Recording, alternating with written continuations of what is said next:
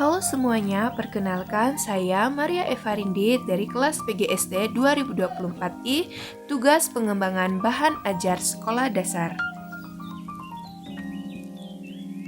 Hari ini kita akan mempelajari yang pertama, sistem pernapasan manusia. Tahukah kalian, kita mampu membedakan bau harum dan tidak sedap karena hidung kita? Hidung termasuk salah satu organ yang membantu dalam sistem pernapasan. Hari ini, kita akan belajar tentang organ-organ yang membantu kita bernapas dan bagaimana kita bisa bernapas. Apa itu sistem pernapasan? Sistem pernapasan adalah sistem dalam tubuh yang berfungsi untuk menghirup oksigen dari udara dan mengeluarkan karbon dioksida. Kira-kira apa saja organ yang kita gunakan untuk bernapas ya? Organ pernapasan manusia, yang pertama hidung, yang kedua faring, yang ketiga trakea, yang keempat bronkus, yang kelima paru-paru kiri, dan yang keenam paru-paru kanan, yang ketujuh alveoli, dan yang kedelapan diafragma. Yang pertama hidung. Hidung berfungsi sebagai pintu masuk dan pintu keluar udara yang diperlukan oleh sistem pernapasan kita. Saat kita menarik napas, udara yang kita hirup mengandung banyak partikel kecil seperti debu dan kotoran. Nah, di dalam hidung kita ada rambut-rambut halus yang berfungsi menyaring kotoran agar tidak masuk ke dalam tubuh. Yang kedua, faring. Faring merupakan bagian dari tenggorokan yang terletak di belakang hidung dan mulut. Faring berfungsi sebagai jalur penghubung untuk udara dari hidung menuju paru-paru dan makanan dari mulut menuju lambung. Faring juga memiliki amandel yang berfungsi sebagai sistem kekebalan tubuh untuk melawan kuman yang masuk bersama udara dan makanan. Yang ketiga, trakea. Trakea atau disebut juga batang tenggorokan adalah saluran pernapasan yang berfungsi sebagai jalur keluar dan masuknya udara yang kita hirup melalui hidung atau mulut menuju paru-paru. Trakea seperti tabung yang memiliki cincin-cincin tulang rawan yang fleksibel, sehingga bisa bergerak saat kita bernafas, berbicara, atau menelan. Yang keempat, bronkus. Bronkus adalah cabang trakea yang mengarah ke paru-paru kanan dan kiri, berfungsi mengalirkan udara dari tenggorokan ke paru-paru. Di dalam bronkus, ada rambut-rambut kecil dan lendir yang menangkap debu, kotoran, dan benda asing dan akan didorong kembali ke atas untuk dikeluarkan dengan cara batu. Yang kelima, paru-paru. Paru-paru adalah organ utama dalam sistem pernapasan manusia yang berfungsi untuk mengubah oksigen yang kita hirup menjadi karbon dioksida. Setiap manusia memiliki dua paru-paru, yaitu paru-paru kanan dan paru-paru kiri.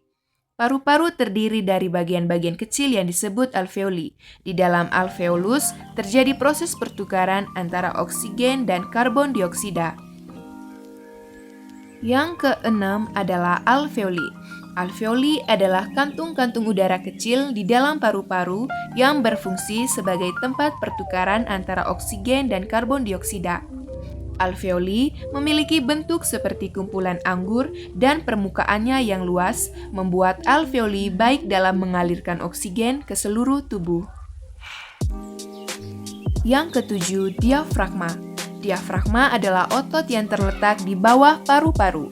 Diafragma berfungsi untuk membantu kita dalam menghirup dan menghembuskan nafas.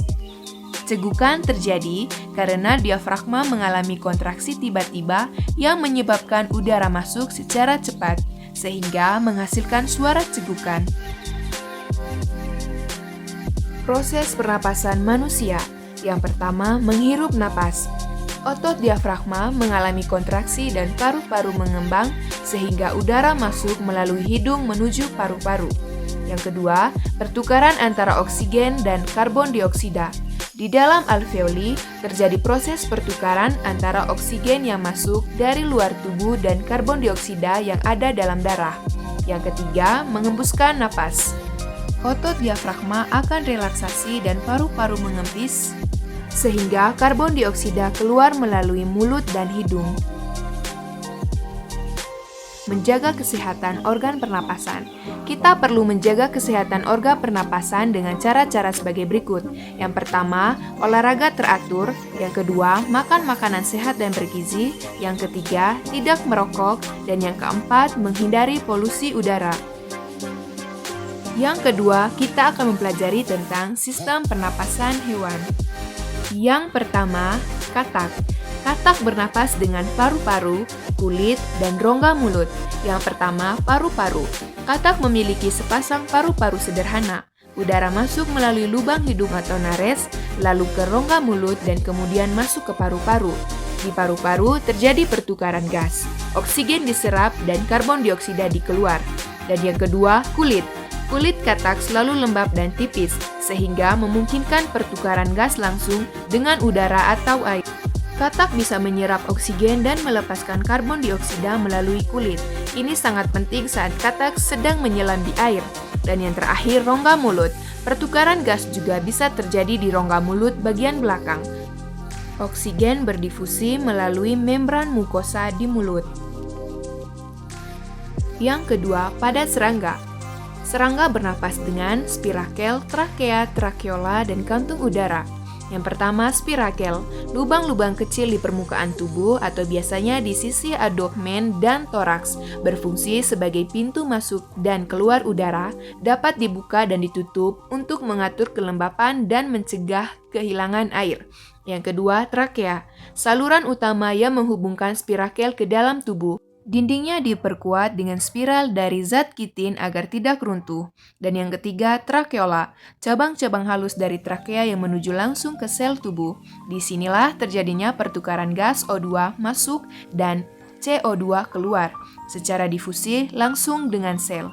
Dan terakhir, kantung udara, kantung-kantung yang membantu menyimpan dan mendorong udara agar sirkulasi udara lebih efisien, terutama saat serangga aktif. Misalnya, serangga pada saat terbang. Yang ketiga adalah ikan. Organ pernapasan utamanya yaitu insang. Yang pertama adalah insang terdiri dari beberapa bagian penting. Rigi-rigi insang, struktur keras untuk melindungi dan menyaring partikel dari air. Lembaran-lembaran insang, tempat berlangsungnya pertukaran gas. Lengkung insang, tempat melekatnya filamen dan lamela insang. Lamela insang, permukaan tempat pertukaran gas dilalui oleh pembuluh darah kapiler. Dan yang kedua, proses pernapasan ikan. Proses pernapasan ikan melibatkan langkah berikut. Yang pertama, pengambilan air. Ikan membuka mulutnya dan air masuk ke rongga mulut. Operkulum atau tutup insang tetap tertutup agar air tidak langsung keluar. Dan yang kedua, aliran air melalui insang. Setelah air masuk, mulut menutup dan operkulum terbuka. Air mengalir melewati lembaran-lembaran insang. Dan yang terakhir, pertukaran gas. Oksigen dari air berdifusi ke dalam darah melalui kapiler di lamela insang. Karbon dioksida dari darah berdifusi keluar ke dalam air. Ini terjadi melalui proses difusi yang efisien karena insang memiliki permukaan luas dan kaya pembuluh kapiler. Yang keempat adalah burung. Yang pertama, organ pernapasan utama. Lubang hidung atau nares, tempat masuknya udara. Trakea, saluran pernapasan menuju paru-paru. Paru-paru, tempat terjadinya pertukaran gas. Kantung udara, cadangan udara yang memungkinkan aliran udara satu arah dan konstan. Yang kedua, kantung udara. Burung memiliki 9 kantung udara, anterior dan posterior, yang tidak berfungsi untuk pertukaran gas. Tetapi, yang pertama, menyimpan udara sementara. Yang kedua, membantu menjaga aliran udara satu arah melalui paru-paru. Dan yang ketiga, membantu mengurangi berat tubuh saat terbang.